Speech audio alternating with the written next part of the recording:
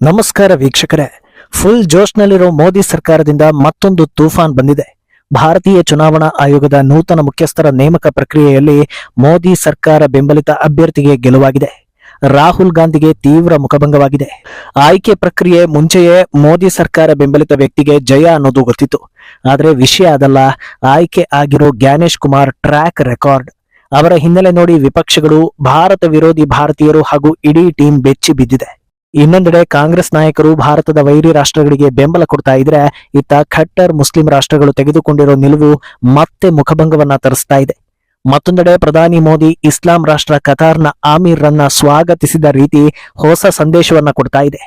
ಇದೆಲ್ಲವನ್ನ one by one ವಿವರಿಸ್ತಾ ಹೋಗ್ತೀವಿ. ಈ ವಿಡಿಯೋವನ್ನ ತಪ್ಪದೆ ಕೊನೆ ತನಕ ನೋಡಿ. ಅದಕ್ಕೂ ಮುನ್ನ ಮೀಡಿಯಾ ಮಾನ್ಸ್ಟರ್ ಚಾನೆಲ್ ನ ತಪ್ಪದೆ ಸಬ್ಸ್ಕ್ರೈಬ್ ಮಾಡಿ. ಎಸ್, 2 ಸೀಟಿದ್ದ ಬಿಜೆಪಿ ಇಂದು ಕೇಂದ್ರದಲ್ಲಿ ಸತತ 10 ವರ್ಷಗಳಿಂದ ಅಧಿಕಾರದಲ್ಲಿದೆ ಅಂದ್ರೆ ಅದು ಸುಮ್ಮನೆ ಆಗಿರೋದಲ್ಲ. ಪ್ರಬಲ ನಾಯಕತ್ವ, ಗಟ್ಟಿ ಸಿದ್ಧಾಂತ, ಪಕ್ಷ ಸಂಘಟನೆ, ಇದರ ಜೊತೆಗೆ ಪಕ್ಷದ ಒಳಗಿನ ಸರಿಯಾದ ಹಾಗೂ ದೃಢ ನಿರ್ಧಾರಗಳು. ಸನಾತನ ಸಂಸ್ಕೃತಿ ಹುಟ್ಟಿದ ನೆಲದಲ್ಲೇ ಎಡಚರರನ್ನ ಪೋಷಿಸಿ ಅಚ್ಚುಕಟ್ಟಾಗಿ ದೇಶವನ್ನ ಹಾಳು ಮಾಡೋ ವ್ಯವಸ್ಥಿತ ಜಾಲದ ಮಧ್ಯೆ ಹಿಂದುತ್ವದ ಹೆಸರು ಹೇಳಿಕೊಂಡು ಒಂದು ಪಕ್ಷ ಮೇಲೆ ಬರೋದು ಸುಲಭದ ಮಾತೇನಲ್ಲ. ಹಿಂದೂ ಸಂಸ್ಕೃತಿ ನಾಶಕ್ಕೆ ತುದಿಗಾಲಲ್ಲಿ ನಿಂತಿರೋ ಕೆಲ ಅಸಹ್ಯ ಹಿಂದೂಗಳನ್ನ ದೇಶದಲ್ಲಿ ಸಾಕಿಕೊಂಡೇ ಮುಂದೆ ಸಾಗೋದು ಸಣ್ಣ ಪುಟ್ಟ ಕೆಲಸ ಏನಲ್ಲ. ಇದೆಲ್ಲ ಸಾಧ್ಯವಾಗ್ತಾ ಇರೋದು ದೃಢ ನಿರ್ಧಾರಗಳಿಂದ ಅನ್ನೋದನ್ನ ಹೇಳಿದ್ವಿ.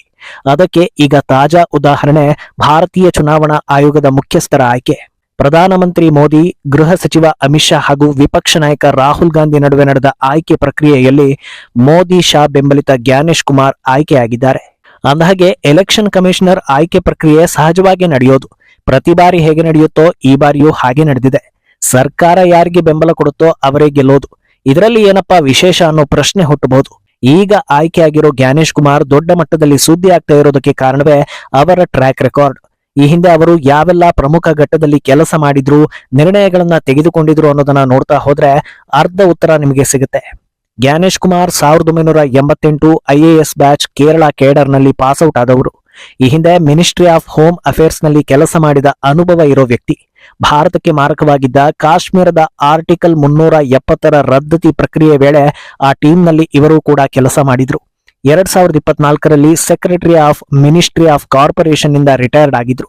ಇದೆಲ್ಲದಕ್ಕಿಂತ ಹೆಚ್ಚಾಗಿ ರಾಮ ಜನ್ಮಭೂಮಿ ತೀರ್ಥಕ್ಷೇತ್ರ ಟ್ರಸ್ಟ್ ಸ್ಥಾಪನೆಯಲ್ಲಿ ಇವರ ಪಾತ್ರ ದೊಡ್ಡದು. ಇಷ್ಟು ಹೇಳಿದರೆ ಸಾಕು, ಒಂದು ಹಂತದಲ್ಲಿ ಇವರ ಆಯ್ಕೆ ಯಾಕೆ ಮುಖ್ಯವಾಯಿತು ಅನ್ನೋದು ಗೊತ್ತಾಗುತ್ತೆ. ಆದರೆ ಇವರ ಬಗ್ಗೆ ಹೇಳೋದು ಇನ್ನೂ ಬಾಕಿ ಇದೆ. ಈ ಹಿಂದೆ ಮಿನಿಸ್ಟ್ರಿ ಆಫ್ ಪಾರ್ಲಿಮೆಂಟರಿ ಅಫೇರ್ಸ್ ನಲ್ಲಿ ಸೆಕ್ರೆಟರಿ ಆಗಿ ಕೆಲಸ ಮಾಡಿದ್ರಿಂದ ರಾಜಕೀಯ ಅನುಭವ ಕೂಡ ಚೆನ್ನಾಗಿದೆ. ಮಲ್ಟಿ ಸ್ಟೇಟ್ ಕೋಆಪರೇಟಿವ್ ಸೊಸೈಟೀಸ್ ಅಡಿಯಲ್ಲಿ ನ್ಯಾಷನಲ್ ಪ್ರಾಜೆಕ್ಟ್ಸ್ ಅಂಡ್ ಪಾಲಿಸೀಸ್ ಹಾಗೂ ನ್ಯೂ ನ್ಯಾಷನಲ್ ಕೋಆಪರೇಟಿವ್ ಬಾಡೀಸ್ ರಚನೆಯಲ್ಲೂ ಪ್ರಮುಖ ಪಾತ್ರವನ್ನ ಇವರು ವಹಿಸಿದ್ರು.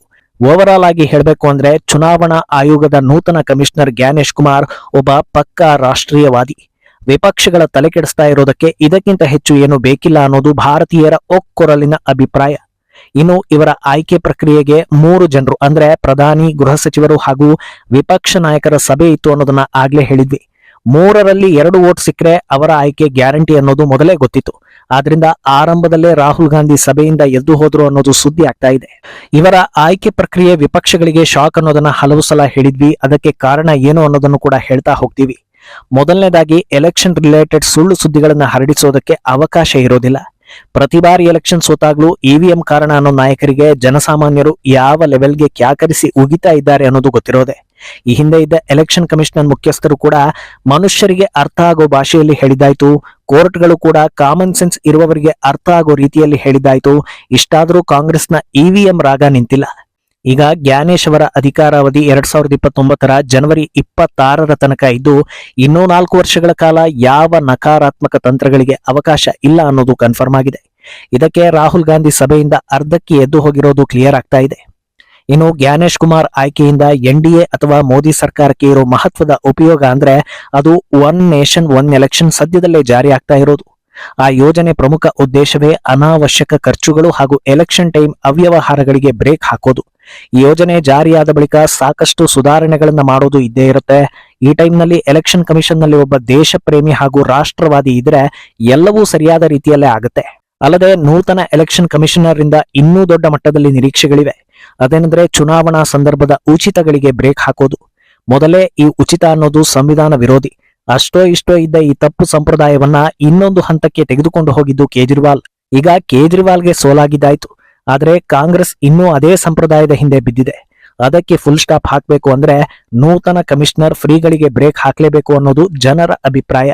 ಒಂದು ಕಡೆ ಭಾರತ ಸರ್ಕಾರ ಗಡಿಯಲ್ಲಿ ಕಿರಿಕ್ ಮಾಡೋ ಅಕ್ಕಪಕ್ಕದ ಶತ್ರುಗಳ ವಿರುದ್ಧ ಹೋರಾಡ್ತಾ ಇದ್ರೆ, ಒಳಗಿರೋ ಶತ್ರುಗಳು ದೇಶದ್ರೋಹದ ಕೆಲಸವನ್ನ ಮಾಡ್ತಾ ಇದ್ದಾರೆ.